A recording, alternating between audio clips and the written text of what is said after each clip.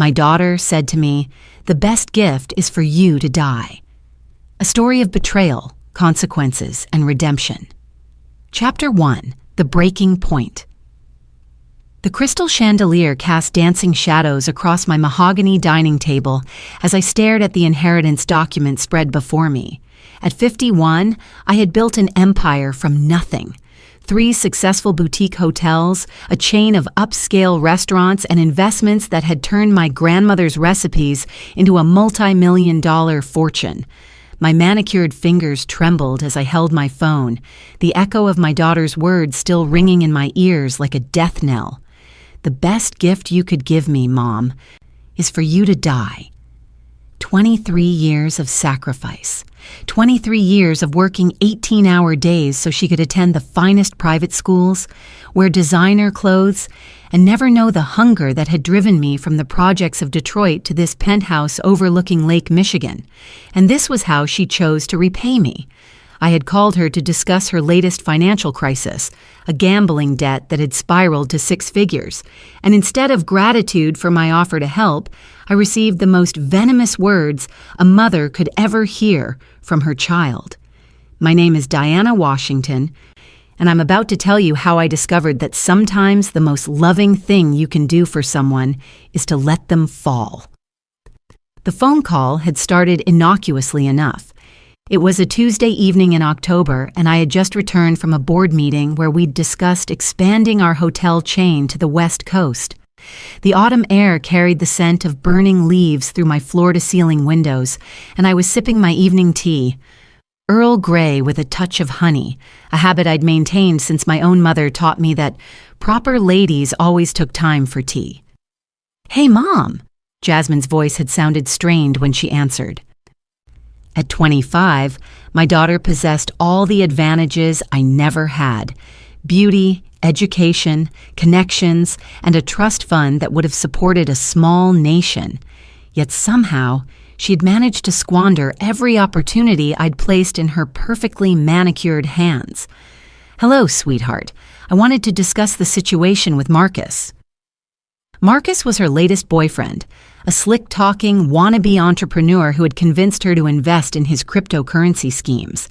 I had tried to warn her, but love, or what she mistook for love, had made her deaf to reason. "What about Marcus?"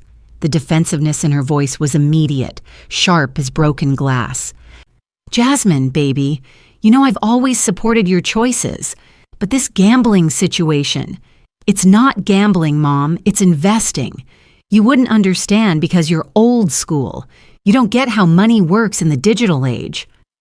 I had bitten my tongue, tasting the familiar metallic flavor of swallowed pride. How many times had I heard this refrain? How many times had she dismissed my decades of business experience as outdated, irrelevant, while simultaneously expecting me to fund her mistakes? "Sweetheart, I've reviewed the documents. This isn't investing. These are sports bets, casino apps, and cryptocurrency schemes that..." Schemes. Her voice had risen to that familiar pitch that meant a tantrum was coming. "Mom, just because you made your money selling soul food to white people doesn't mean you understand modern finance."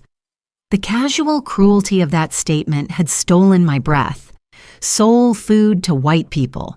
As if my restaurants weren't 5-star establishments, as if I hadn't revolutionized upscale Southern cuisine, as if everything I'd built was somehow lesser because it honored my heritage. "Jasmine, I'm trying to help you. You owe people money, dangerous people. Let me..." "Let you what? Control my life forever? Mom, I'm 25 years old. I don't need you micromanaging every decision I make." "Then perhaps you should make better decisions."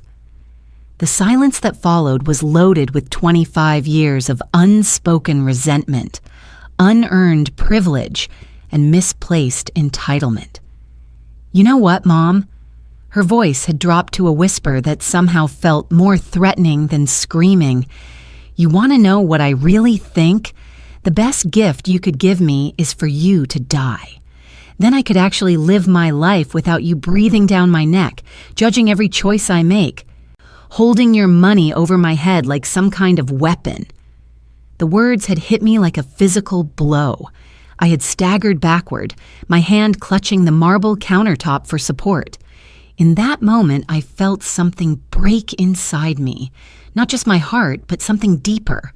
The fierce, protective love that had driven every decision I'd made since the moment she was born seemed to crack and splinter. "Jasmine," I had whispered, but the line was already dead. Now, 6 hours later, I sat in my home office surrounded by the fruits of my labor, awards, photographs with celebrities and politicians, articles from Forbes and Business Week, and I made a decision that would change both our lives forever. I picked up my secure phone and dialed my attorney. "Gerald, it's Diana. I need you to freeze all of Jasmine's accounts immediately. The trust fund, the credit lines, everything." "Diana, are you sure? This is quite drastic." "I'm sure. Also, I want you to draft new papers. I'm removing her from my will entirely." That's a significant decision. Perhaps you should sleep on it." "Gerald, I've been sleeping on it for 25 years. I'm done." As I hung up the phone, I felt something I hadn't experienced in decades, the peculiar freedom that comes with burning bridges. Tomorrow, my daughter would learn that her words had consequences. Tomorrow, she would discover what life looked like without her mother's safety net. I poured myself a glass of wine, a vintage Bordeaux that cost more than most people's monthly rent, and settled into my leather chair. Outside, Chicago glittered like a circuit board, millions of lights representing millions of dreams and struggles. I thought about my own journey from poverty to prosperity, every sacrifice that had brought me to this moment. Jasmine was about to begin her own journey, and this time, she would walk it alone. Chapter 2. The Foundation Cracks. The next morning arrived with the cruel indifference of all mornings after life-altering decisions. I woke at 5 a.m., as I had every day for the past 20 years, and went through my routine with mechanical precision. Yoga on my private terrace, green smoothie with spirulina and bee pollen, review of overnight emails from my various businesses. The familiar rhythm of success felt hollow now, like performing in an empty theater. My phone remained silent. No apologetic text from Jasmine. No tearful voice message begging forgiveness. Just silence, which somehow hurt more than her cruel words. At 9 a.m. sharp, Gerald called to confirm that all transfers had been stopped and accounts frozen. Jasmine would discover the consequences of her words the moment she tried to access any funds. "She has about $3,000 in her checking account," Gerald informed me. "Everything else, the trust fund distributions, the credit cards, the emergency account, all frozen." Good. The word felt strange in my mouth. 25 years of saying yes to everything, and now this single, final no. "Diana, I have to ask, are you prepared for the fallout? She's going to be furious."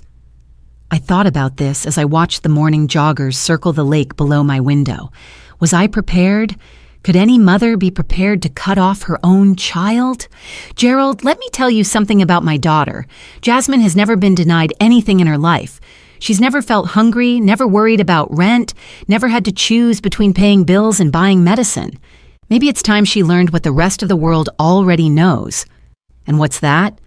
That words have consequences, that money isn't magic, and that wishing your mother dead might actually get you what you asked for, metaphorically speaking. After ending the call, I tried to focus on work. My assistant, Patricia, had scheduled 3 meetings for the morning.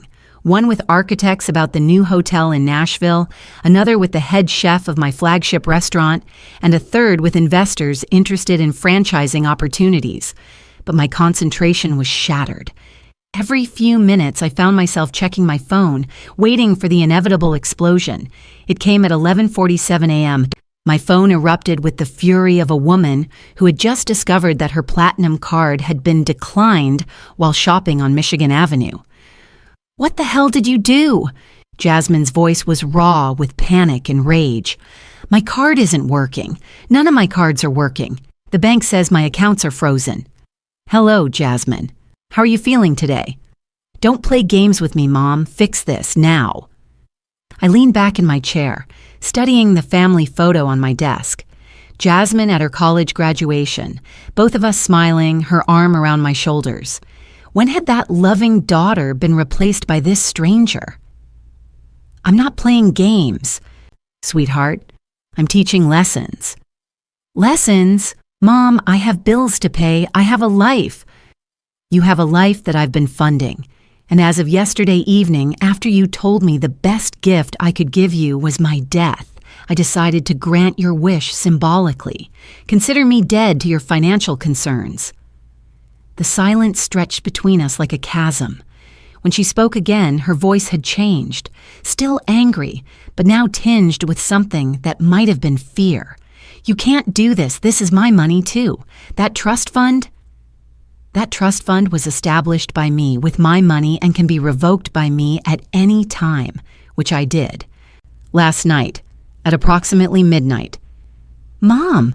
Her voice cracked, and for a moment I heard echoes of the little girl who used to climb into my bed during thunderstorms. I didn't mean it. I was upset about Marcus, and you decided to wish for my death. Do you understand how that felt, Jasmine? Do you understand what it's like to hear your only child, the person you've devoted your entire adult life to supporting and protecting, say that your death would be a gift? She was crying now, but my heart had grown cold overnight. 25 years of giving into those tears had led us here. I'm sorry, Mom. I'm really sorry. I'll break up with Marcus. I'll go to counseling. I'll do whatever you want. What I want is for you to understand the value of money by earning it yourself. What I want is for you to appreciate what you have by living without it for a while. What I want is for you to grow into the woman I raised you to be, instead of the entitled stranger you've become. How am I supposed to live? How am I supposed to pay rent? The same way millions of people do it every day. You get a job. The conversation devolved from there into accusations and threats, tears and ultimatums. She called me vindictive, cruel, heartless. She said I was punishing her for being honest about her feelings. She threatened to never speak to me again, which seemed rich, considering she'd wished for my death less than 24 hours earlier. Finally, I ended the call and turned off my phone. The silence in my office felt profound, like the moment after lightning strikes and before thunder rolls. Patricia knocked on my door. Mrs. Washington, your 11:30 appointment is here? I straightened my shoulders and smoothed my hair. I had built a business empire by compartmentalizing, by never letting personal drama interfere with professional responsibilities. Today would be no different. Send them in. But as the architects spread their blueprints across my conference table and began discussing square footage and occupancy rates, my mind kept drifting to a memory from Jasmine's childhood. She was 7 years old and we were visiting my mother in Detroit.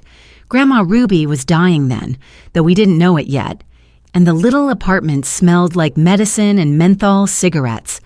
Jasmine had been fascinated by the old photographs on the walls, pictures of me as a child, skinny and serious in hand-me-down clothes. She'd asked why I looked so sad in the photos, and I'd tried to explain about being poor, about not having enough food sometimes, about watching my mother work 3 jobs just to keep us housed. But Mom, she'd said with the innocent certainty of childhood, you're rich now. You can buy anything you want. I'd thought then that she understood the journey, the transformation from poverty to prosperity. But now I realized she'd only seen the destination. She'd never understood the map. That afternoon, I drove through the old neighborhood where I'd grown up. The projects had been torn down years ago, replaced by mixed-income housing that looked cheerfully optimistic in the autumn sunlight. But I remembered the way it used to be: broken playground equipment, graffiti-covered walls, the constant undercurrent of violence and desperation that had driven me to work harder, dream bigger, reach higher. I parked outside the corner store where I'd bought penny candy with coins I'd found in coat pockets, where Mr. Johnson had sometimes let me sweep the floor in exchange for a sandwich.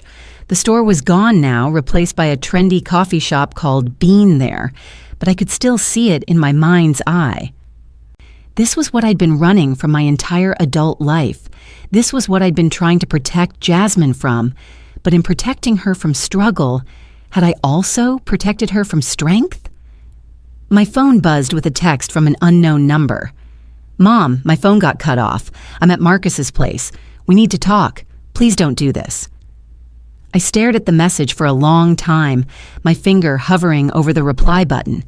Then I turned the phone off and drove home to my empty penthouse, where I spent the evening eating takeout sushi and reading financial reports, trying to convince myself that I'd done the right thing.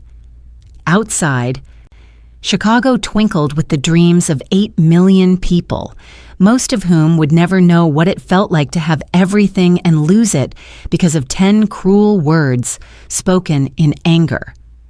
But my daughter was about to find out. Chapter 3, The Reckoning. 3 days passed without word from Jasmine. 3 days during which I threw myself into work with the desperate intensity of someone trying to outrun their own conscience. I approved the Nashville hotel designs, finalized contracts for 2 new restaurant locations, and attended a charity gala where I smiled and made small talk while my heart felt like lead in my chest. The Chicago Tribune ran a feature about my businesses in their Sunday edition, complete with photos of me in my restaurants and hotels, looking confident and successful. The headline read, "From Projects to Profits, Diana Washington's Rise to Restaurant Royalty." If only they knew that the Queen was sitting alone in her castle, wondering if she'd destroyed the one thing that mattered more than all the money in the world. On Thursday morning, Patricia knocked on my office door with an expression I'd never seen before, something between concern and disapproval. "Mrs. Washington, there's a young woman here to see you. She says she's your daughter, but she looks—" Patricia paused, searching for diplomatic words. "She looks quite distressed." My heart lurched. Send her in. Nothing could have prepared me for the sight of Jasmine walking through my office door. My perfectly groomed daughter, who wouldn't leave the house without a full face of makeup and designer clothes, looked like she hadn't slept in days. Her hair hung limp and unwashed. Her clothes, jeans and a wrinkled t-shirt I'd never seen before, looked borrowed and too big. But it was her eyes that broke me. Gone was the entitled fire I'd grown accustomed to, replaced by something hollow and frightened. "Hi, Mom." Her voice was small, barely above a whisper. I gestured to the chair across from my desk, the same chair where CEOs and investors had sat to discuss million-dollar deals. She perched on the edge like she might flee at any moment. "You look tired." She laughed, a sound without humor. "I haven't slept much. Marcus's couch isn't exactly comfortable." "You're staying with Marcus." "Where else can I go? My apartment lease is up next month and I can't exactly renew it without access to my accounts." She looked around my office, taking in the awards and accolades. The photographs with celebrities and politicians. Nice spread in the Tribune, by the way. Very inspirational. I heard the bitterness in her voice, but underneath it was something else. A vulnerability I hadn't seen since she was a child. "Jasmine, why are you here?" She was quiet for a long moment, her hands fidgeting in her lap. When she finally spoke, her voice was so soft I had to lean forward to hear her. "I applied for jobs. 17 jobs in 3 days." She looked up at me, and I saw tears threatening at the corners of her eyes. "Do you know what they all asked me?" I waited. "What's my work experience? What skills I bring to the table? What value I can add to their company?" She wiped her nose with the back of her hand, a gesture so unlike the polished young woman I'd raised. "I didn't have answers, Mom. I've never had a real job. I've never had to support myself. I've never had to prove my worth to anyone because I always had your money to fall back on." The words hung in the air between us like a confession. "I went to Starbucks yesterday, the one on State Street, and watched the baristas. Really watch them. This one girl, she couldn't have been more than 19, was handling the rush hour crowd like a general commanding troops. She knew every order, every customer's name, how to work the espresso machine, the register, how to manage inventory. She had skills, Mom, real skills that made her valuable.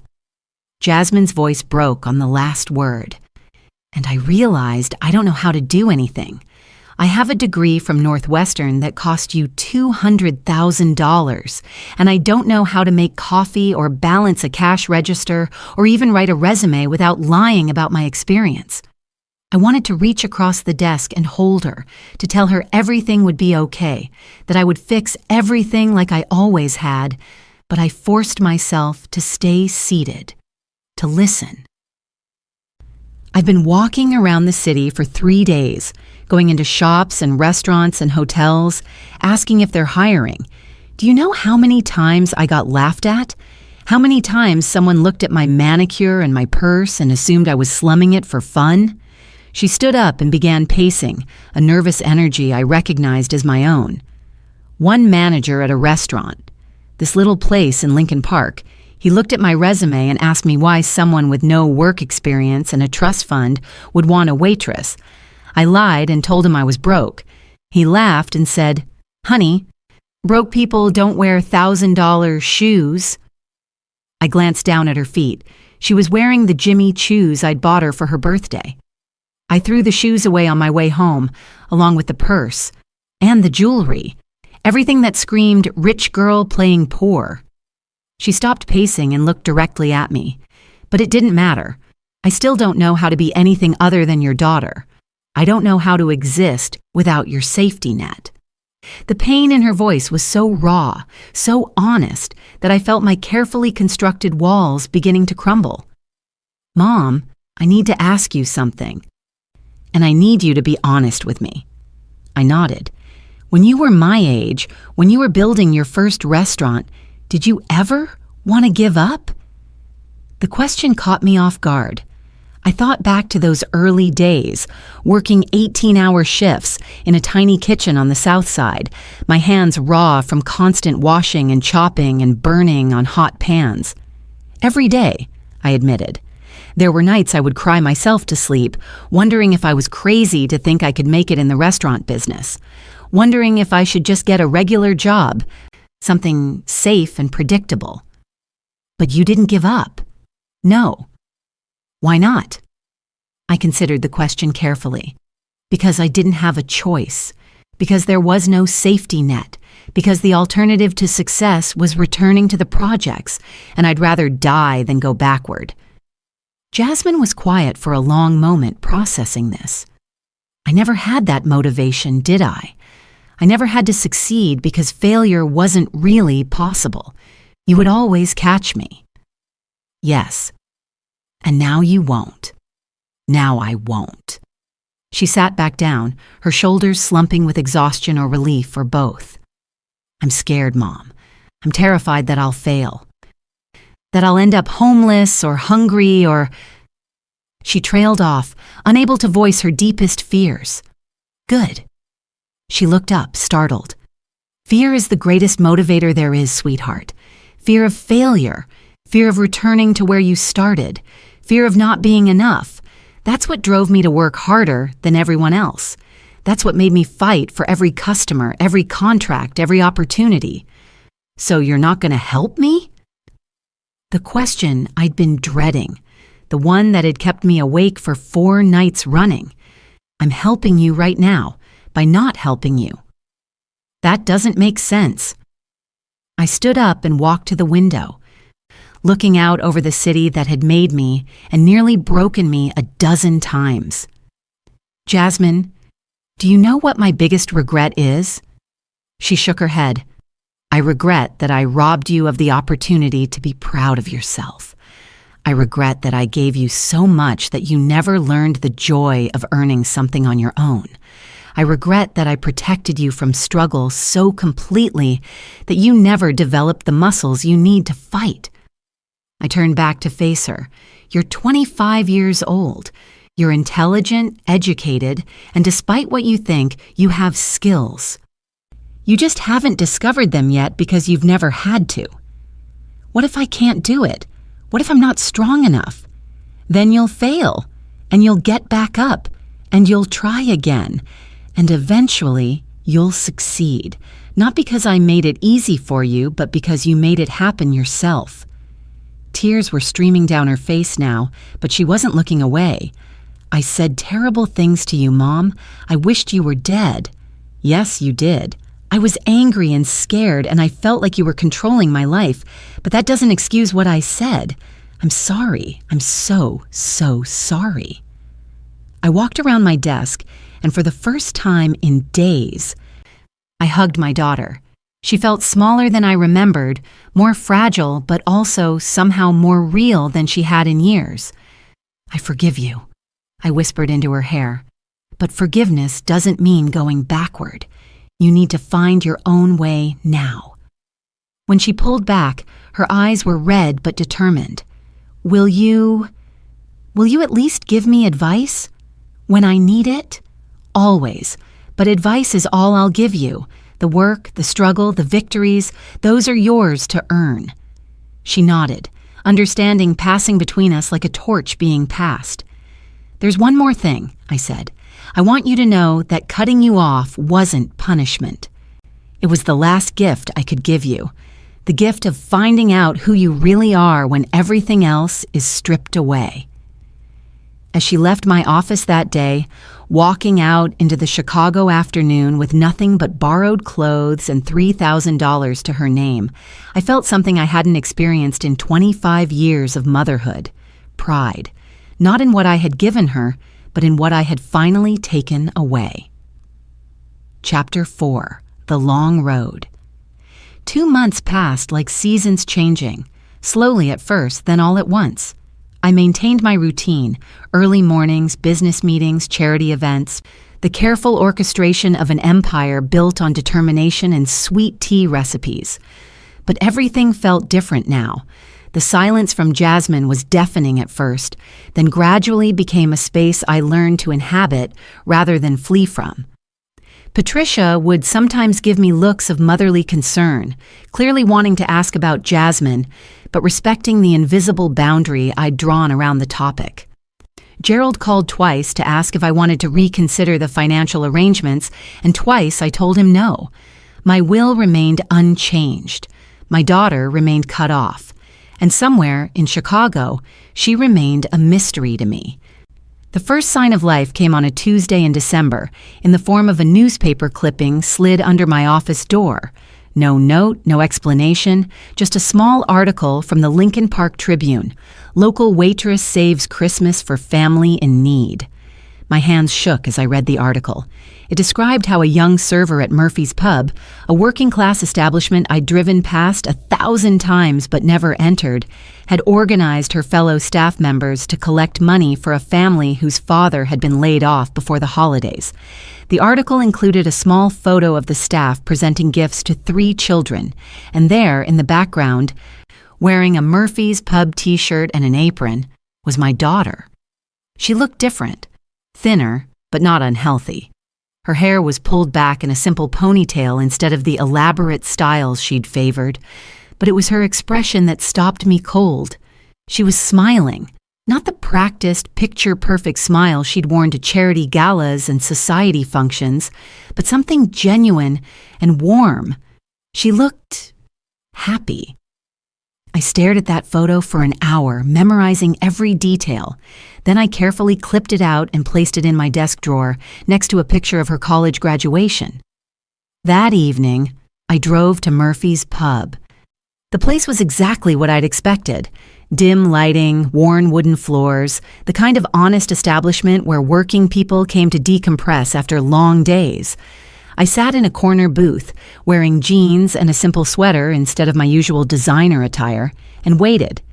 She appeared after 20 minutes, carrying a tray of beer bottles to a table of construction workers.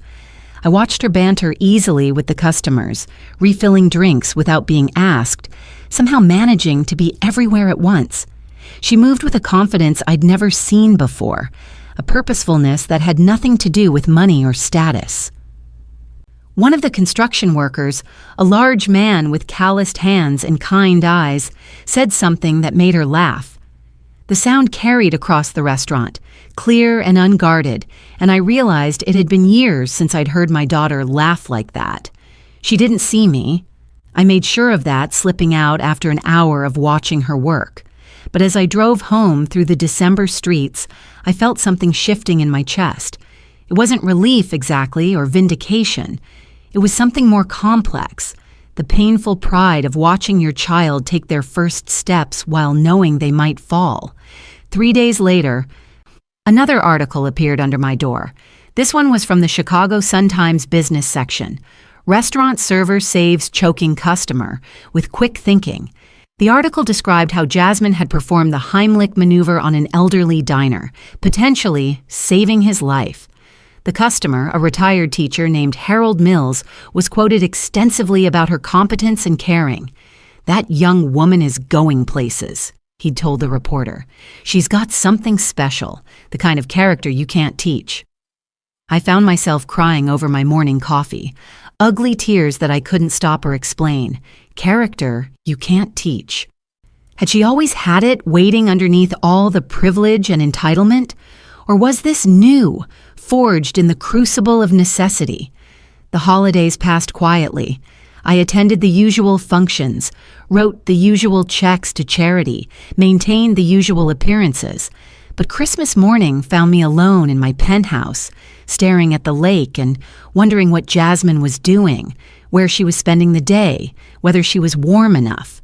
I'd bought her a gift before our falling out, a diamond tennis bracelet from Tiffany that cost more than most people's cars. It sat in its blue box on my dresser, a monument to the old relationship we'd had, the one built on transactions rather than transformation. In January, the articles stopped coming. The silence stretched on for weeks, and I began to worry that something had happened to her.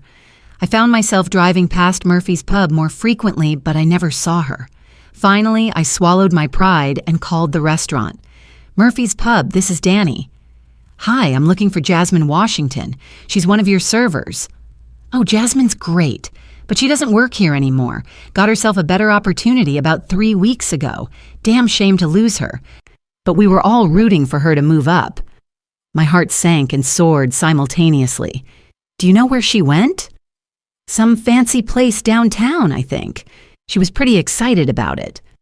I thanked him and hung up, then spent the rest of the day wondering which restaurant she'd moved to, whether she was climbing the ladder or had stumbled on the way up.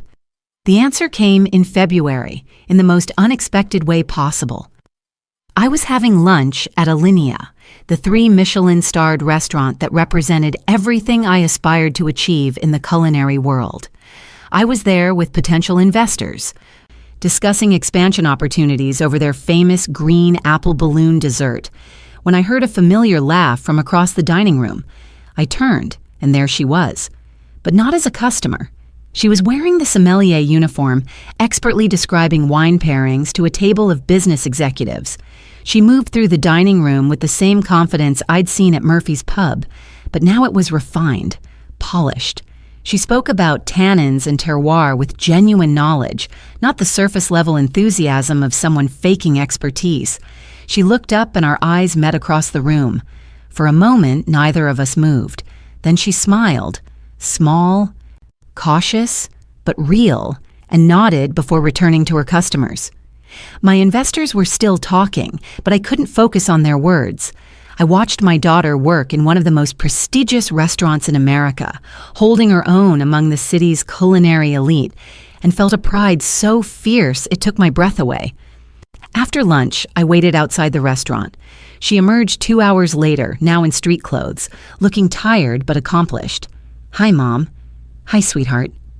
We stood on the sidewalk, 2 women who shared DNA and history, but were somehow strangers to each other now. "You look good," I said finally. "I feel good. Different, but good." She studied my face. "You look tired." "I haven't been sleeping well." "Guilty conscience?" The question was asked without malice, more curious than accusatory. "Something like that." We walked for several blocks without speaking, past the boutiques and galleries of River North, past the tourists and business people living their lives. Finally, she stopped at a small cafe. "Want to get coffee?" "My treat." The words "my treat" hit me unexpectedly hard. When was the last time she'd paid for anything for me? Inside the cafe, we sat across from each other at a small table, our hands wrapped around warm mugs. She looked older somehow, more substantial.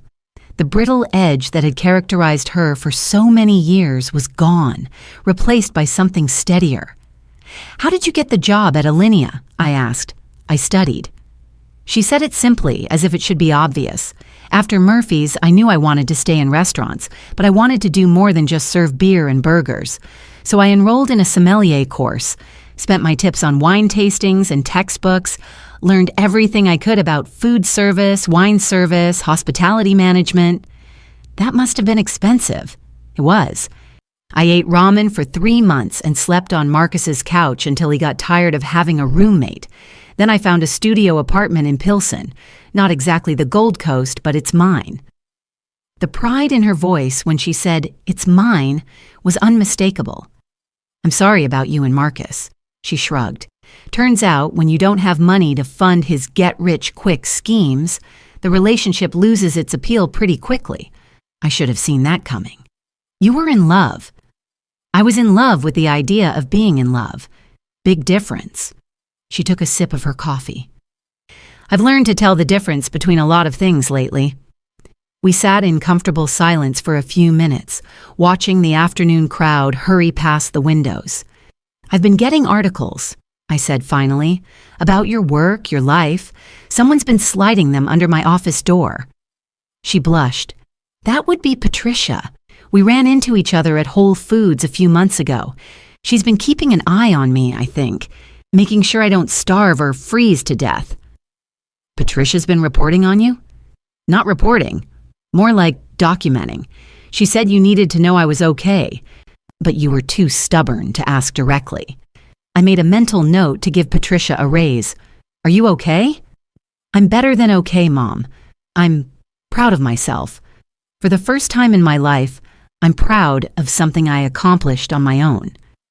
The words should have made me happy, but they also carried a sting of sadness, that it had taken 25 years for her to feel that pride.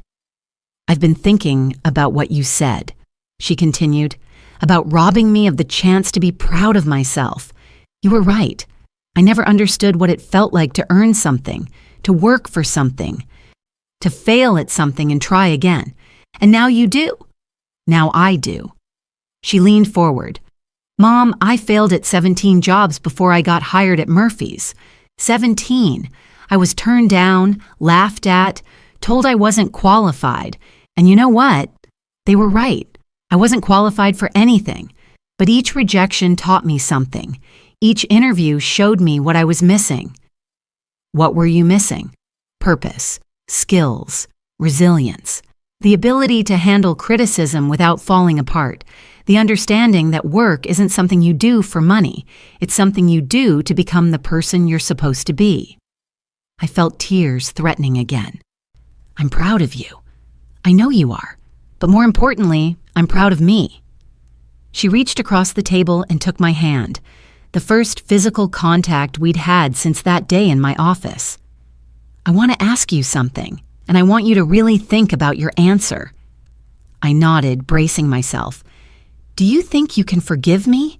Not just for what I said that night, but for all the years before that, for taking everything you gave me for granted, for never appreciating the sacrifices you made." The question hung between us like a bridge neither of us was sure we could cross. "Jasmine, I forgave you the moment you walked out of my office that day. But forgiveness isn't the same as forgetting, and it's not the same as going back to the way things were. I don't want to go back. I like who I'm becoming, but I miss having my mom in my life. I'm still your mom. I'll always be your mom. But now we get to figure out what that means when it's not built on financial dependency." She squeezed my hand. "I'd like that." Chapter 5. The New Foundation. Spring came to Chicago with its usual dramatic flair, weeks of gray slush followed by an explosion of green that transformed the city overnight. I watched the change from my office windows and felt something similar happening inside myself. The sharp edges of anger had softened into something more complex, more nuanced. Jasmine and I began meeting for coffee once a week, not in the expensive places I was used to, but in small neighborhood cafes where she'd discovered the best pastries and strongest espresso. She would tell me about her work, the challenges of wine service during busy nights, the satisfaction of helping customers discover new flavors, the camaraderie she'd found among her coworkers. I learned that she'd been promoted to senior sommelier, that she was studying for her advanced certification, that the restaurant's management was already talking about grooming her for bigger responsibilities. But more than her professional success, I was struck by how she talked about her life now, with engagement, with purpose, with the kind of deep satisfaction I'd only ever found in my own work. I never understood before, she told me one rainy Thursday afternoon, why you worked so much. I thought it was just about the money or proving something. But it's not, is it? It's about building something that matters. What do you think matters? I asked. She considered this while stirring her latte. Creating something that didn't exist before, making people happy, being part of something bigger than yourself, using your talents in a way that makes the world a little bit better. I stared at her, amazed. This was my daughter, but also somehow a stranger, a woman who discovered her own philosophy of life through struggle and work and failure. You sound like me at your age, I said. Maybe, but I get to sound like me too now. In May, she called with exciting news. Alinea was sending her to Napa Valley for an intensive wine program, all expenses paid. It was a rare opportunity, the kind usually reserved for their most promising employees. Mom, I did this. Me, with no connections, no family money, no shortcuts, just work and dedication and refusing to quit when things got hard. The joy in her voice was infectious. I found myself grinning alone in my office, spinning in my chair like a schoolgirl. I'm so proud of you, sweetheart.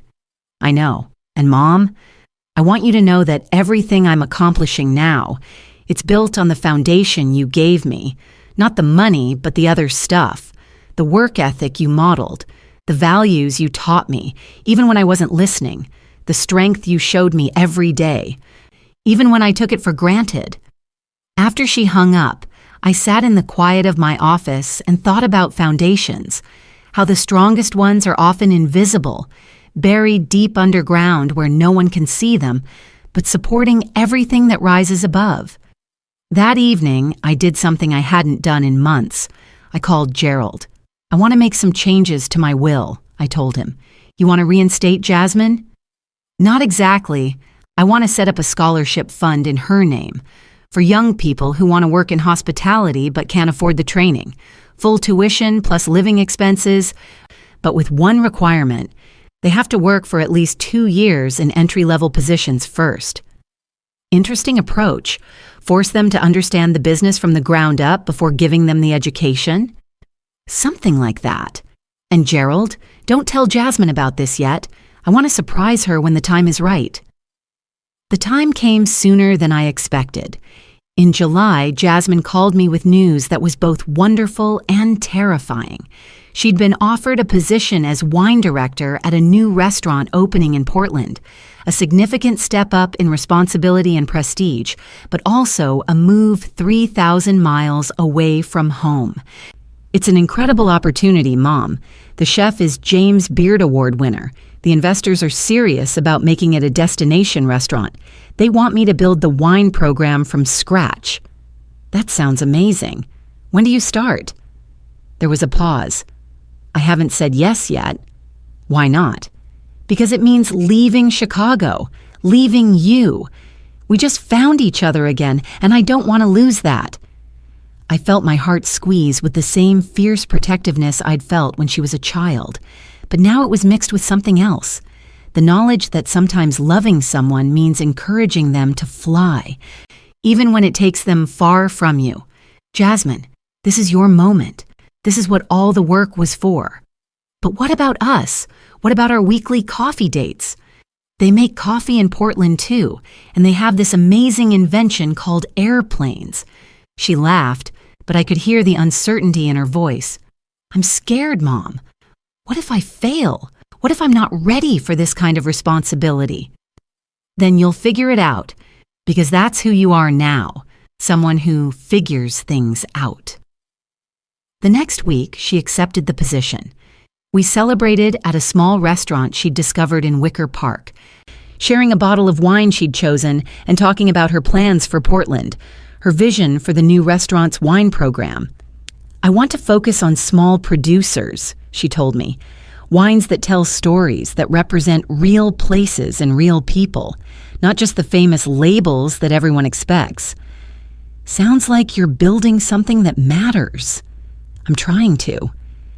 As we walked back to our cars that night, she stopped suddenly and turned to face me. Mom, there's something I need to say to you. I waited, watching the streetlights play across her face. Thank you for cutting me off, for refusing to enable me, for loving me enough to let me fail. It was the hardest thing I've ever done. It was the best thing you ever did for me. She hugged me tightly. I know I said I wished you were dead, but the truth is, you gave me life. Real life. Not the artificial one I was living before, but actual life, with actual meaning. Chapter 6. Full Circle. Jasmine moved to Portland on a gray August morning. I helped her load her few possessions, so different from the moving truck full of furniture and artwork she would have required just a year before, into a rented car, and watched her drive away toward her new life. The silence in my penthouse felt different now, not the hollow emptiness of estrangement, but the full quiet of completion. She called that evening to tell me about her apartment, small but with a view of Mount Hood, her first day at the restaurant, overwhelming but exciting, the challenge ahead of her, daunting but doable. Over the following months, we spoke every few days. She told me about building relationships with winemakers, about learning the business side of restaurant operations, about the satisfaction of creating something from nothing. Her voice carried a confidence I'd never heard before, not the brittle confidence of entitlement, but the quiet assurance of someone who'd tested themselves and not been found wanting. In November, she called with news that made my chest swell with pride. A prestigious wine magazine had featured her restaurant's program in their Rising Stars issue, calling her a sommelier to watch and praising her intuitive understanding of how wine can enhance not just food, but the entire dining experience. Mom, they're sending a photographer next week. They want to do a full profile on me for their annual Young Professionals issue. That's incredible, sweetheart. The crazy thing is, a year ago, this would have felt like validation from the outside. Now it feels like recognition of work I'm already proud of. Does that make sense? Perfect sense. That night, I made a decision. I called Gerald. It's time to tell Jasmine about the scholarship fund. Are you sure? I'm sure. I flew to Portland the week before Christmas, ostensibly to visit, but really to see her in her element. The restaurant was everything she'd described, elegant but unpretentious, focused on excellent food and wine without unnecessary flash. I watched her work, moving through the dining room with the same confidence I'd first witnessed at Murphy's Pub, but now refined and professional. She introduced me to her colleagues, and I could see the respect in their eyes when they talked about her. Not respect for her background or connections. None of them knew about my wealth, but respect for her skills, her knowledge, her contribution to their shared enterprise. After service, we sat in the empty restaurant drinking wine and talking about her plans for the new year, her goals for expanding the wine program, her dreams of perhaps opening her own place someday. I have something to tell you, I said finally. She looked up from her glass, curious. I've established a scholarship fund. the Jasmine Washington Foundation for Hospitality Excellence. It provides full funding for young people to attend sommelier school and other hospitality training programs, but only after they've worked for at least 2 years in entry-level positions. She stared at me, speechless. The idea is to help people who have the work ethic and the passion, but not the financial means. People who've proven they're serious about the industry by starting at the bottom. Mom, her voice was barely a whisper. People like you. People like I was 30 years ago. Tears were streaming down her face now. Why didn't you tell me? Because I wanted you to succeed on your own first. I wanted you to know that your achievements were yours before you knew there would be a foundation in your name. She was quiet for a long time, processing this. Finally, she looked up at me with eyes that held depths I'd never seen before. I don't know what to say. Say you'll help me run it. Say you'll help me identify the right candidates, the ones who have what it takes but just need the opportunity. Of course. Yes. Absolutely yes. We sat in comfortable silence, mother and daughter, 2 women who'd built something meaningful from nothing, who'd learned that the best gifts are often the ones that require work to unwrap. Mom, can I ask you something?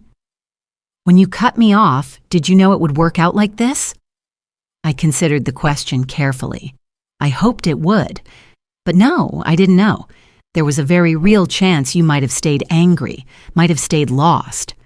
I took a terrible risk. Why? Because the alternative was watching you waste your entire life. Because enabling you wasn't love, it was fear. Fear of losing you, fear of seeing you struggle, fear of admitting that my protection had become a prison. And now? Now I see who you really are. Not my daughter, the trust fund baby, but Jasmine Washington, the woman who built herself from the ground up. And I like her. I respect her. I'm proud to know her. She reached across the table and took my hand.